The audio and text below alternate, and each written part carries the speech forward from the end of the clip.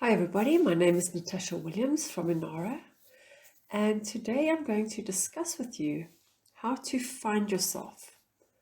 Now, for those of you who don't know me, I am a toxic relationship and personal development coach, and I have written a book called The Lies That Bind: Overcoming Narcissistic Abuse. And my aim is to share and empower, especially women, but men too, people to understand and know not only what they're dealing with, but also why they are having to deal with it, why they're faced with people that are toxic in their lives. And a lot of the times I get approached by my clients who ask me how to find themselves. They don't know what it is that is their purpose. They don't know what they're here to do. They don't know what's important to them. They don't know what the next step is. And they're literally stuck. They're stuck and they don't know how to move forward.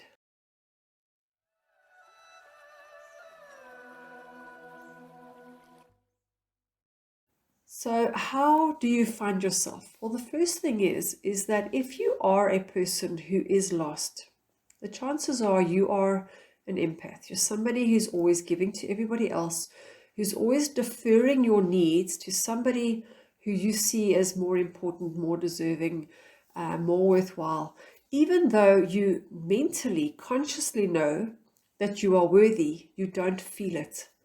You always think, you know what, I don't mind giving to them, let them have it, I can wait for tomorrow. And the thing is, tomorrow never comes. And what happened as a child is your opinion didn't matter. What you wanted didn't matter. And if you're a child and your parents are your world, you are completely and utterly reliant on them to keep you alive, then you've learned that in order to stay alive, you need to keep those people that are looking after you happy.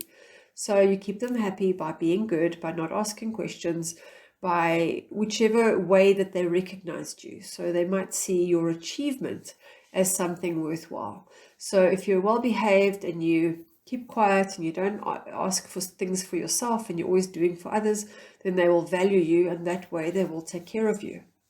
Now what happens is you'll end up going in a toxic relationship, and again you start finding that you need to defer your needs to somebody else. So your values get put on hold, even though you know maybe that their values are wrong. In order for you to keep the relationship, in order for you to keep the other person in the room, you have to let your values go and adapt to their values. Now, the problem is, if you keep doing that, how are you going to know who you are? How are you going to know what you like? Because if somebody says to you, what do you like? And you say, well, it doesn't really matter, I'll take what I can get. Then you are at a point where you have completely been like a leaf blowing in the wind. You've completely allowed everybody else to decide for you. Now, obviously, there's merit in that. If somebody else has to think for you, you don't have to do any thinking. And you might be easygoing, you might be happy, but somewhere inside of you, you've lost yourself. So when you find yourself asking people for their opinion of you, or you're allowing their opinion to be more important than your own opinion of you, there's a sure sign that you actually have deferred yourself to everybody else. So here's a few questions that you can ask yourself in order to find out who you are. Now, these questions are building blocks. You're not going to suddenly find the answer today. You're not going to suddenly wake up and say, right, I know exactly who I am and this is where I'm going. And the reason is that we're all on a journey. We find out things that we like as we go along. I never ate a hamburger until I was 23. And why? Because I didn't like my food being mixed. So there's a lot of things. If you're in another culture, you might not have tried certain foods. So you won't know everything all up front. But it's a way to start discerning what is it that you like. So the first thing you can ask is, what don't I like? Because it's a lot easier to know what you don't like. So for example, in various areas of your life, where are you most comfortable? Are you a person that likes to stay at home and read a book, watch TV, or go on the internet? Or are you a person that likes to socialize? So how you will not know which you prefer. If you know you don't like socializing, if you don't like clubs, maybe you like bars, maybe you prefer libraries, maybe you prefer coffee shops. So that's already a starting point. By now, you'll probably know whether you're an introvert, whether you're an extrovert. You'll maybe have done some personality tests. But it's a guidance, it's a tool. It's a tool to help you discover more about who you are and the things that you like. But if you really want to get clear, those tests are going to put you in a box. Maybe there's a 16 personalities, so you're one of 16 personalities in the world, but that you are a unique person and you've got your own unique skills, loves, desires. And so we want to fine tune. Right, so the next thing you can ask is, what would I do for free if I didn't have to work? If I worked just for the fun of it and I didn't need to, if money wasn't on earth, money didn't exist and I could have a career, what would I do? And I actually posted this question on one of the Facebook groups that I'm on, and it was amazing what people actually came up with. Because that thing that they wrote, I had a lady who actually said she would like to work with dolphins, and somebody else had said she'd like to work with animals and heal them. And that is the thing that you should be doing. If you are doing anything else, then anything else you're doing is not fulfilling your purpose. And I'm going to tell you, if you living in the center of a country and there's no ocean near you and you want to work with dolphins, if that would be your life's passion, what are you doing living in the center of the country? And nothing you do is going to fulfill you until you find your way down there. And when you start believing that there is maybe an opportunity, that you might not know the answers, but you know that that's where you want to be close to the ocean, things will start lining up to get you there. And slowly but surely that answer will unfold. So there's no such thing as I can't. You might get a job opportunity. You might get transferred by work. And so things will start coming your way. Maybe an opportunity comes your way in the middle of the country where somebody offers you something to go down there and you meet the right person. And then also what you can do is ask your friends. What do your friends say to you that you are good at?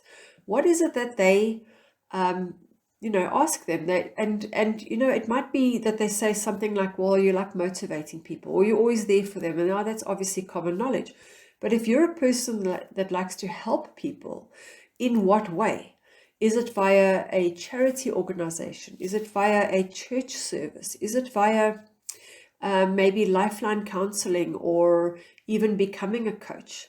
And just keep in mind that even if you became a coach, you'd want to niche that down even more and get really specific on what is it exactly, who are the people that you want to help. If I donate to charity, I have my preferred charity organizations. I like donating to orphans.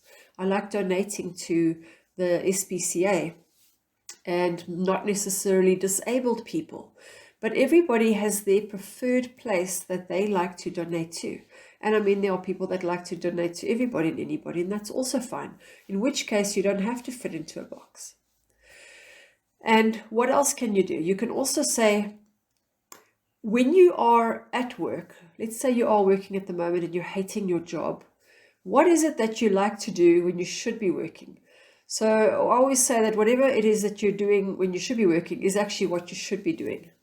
Now, John DeMartini, I don't know if you haven't heard of him, is Dr. John DeMartini. He has got a values test that you can do on his website where you can actually write down you'll ask you for 3 different items to write down with each question, where you can get really clear, because the clues are there in your day-to-day living. We always seem to think that what we should be doing is somewhere out there somewhere. And the truth is, it's not out there, it's around you, it's underneath your nose. If one of the questions is, what is it that you would always carry around with you no matter where you go? And for some people, it might be a bottle of hairspray. For me, it's a notebook and a pen.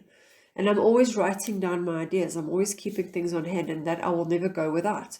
Or maybe it's your cell phone. And then you have to ask yourself the reason why you have a cell phone. Is it because you want the connection?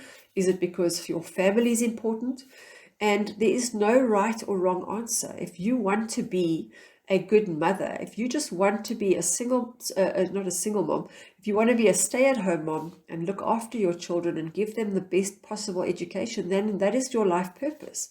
And there's absolutely nothing wrong with that. I think it was Theodore Roosevelt's mother who said she wants to raise a president, and that's exactly what she did. So don't judge it, because everybody came here with a unique purpose. Now, here's the second part of it, is how you don't know yourself because you haven't allowed yourself to find out what those things are. And now, even though you know what those things are, you have to give yourself permission to follow through on that. And that is where self-worth comes in. That is where you have to actually have a sense, a feeling of deservingness, of I am worthy, I am allowed this, I can have this. And what you've done is you've allowed somebody else's opinion of you to say that their opinion of you is the truth. Now, when you're a child, your parents are your world, or your caregivers or whoever's looking after you is your world. And so you assume that they know what's best for you. You see them as your gods. You know, they know what's best for you, and therefore their opinion of you is correct. And the fact is, as you grow up, you've realized that they are only just two people or a couple of people that have been in your life, and they are maybe dysfunctional. And how can their opinion of you be correct? And when you really connect to who you really are, you will realize that there's no person on this planet that is any better or any worse than anybody else. You will never see a tree wondering if it's good enough to be next to another tree. Life seeks to expand itself. That's how it works. And so when you realize that, we are all out there to grow and to nurture and to give, and the people that were in your life were not there to grow and to nurture, they are the dysfunctional ones, not you. And slowly but surely, as you start to connect those dots, you will start to grow in that self-confidence and that self-worth. Which, of course, brings me to another place, because if you really want to heal, if you really want to find that self-worth is found in the deepest part of you. And when you access that, when you're actually able to connect with that, your life changes fundamentally forever. Because you are aware that you are a divine being, that you are a being of God, and you are able to manifest whatever it is that you want, and you're able to ask for whatever it is that you want. And the reason why you're attracting people around you that are telling you what they want rather than what you want is just your way of deferring yourself over to them instead of directly asking for it directly for yourself. So I do offer a free call, if you like, no obligation. It's a focus call. It's to help you understand why you're stuck in these patterns, how the subconscious mind actually works, and why it's so difficult for people to find their self-worth. Because once you've connected to that subconscious mind, once you've connected to those beliefs that you're holding and you clear them and you realize that they're actually not serving you anymore, your life fundamentally starts changing and you find your self-worth. You allow yourself to start looking for the things that you enjoy. You allow yourself to actually say, I'm actually allowed to have this. I'm allowed to eat these foods. I'm allowed to have this amount of money. I'm allowed to have a happy, healthy relationship. I'm allowed to have somebody love me. And I'm allowed to work wherever I want to. I don't need permission. I don't need to first have approval from anybody else. And that is where your life starts changing fundamentally. So if you would like a call, I'm not going to sell you anything. I will share my program with you at the end of the call, but there's no obligation. And you can just click on the link below and you will be able to find a time that's suitable for you, and I will chat to you on the other side. I hope this video helped you, and I look forward to seeing you again.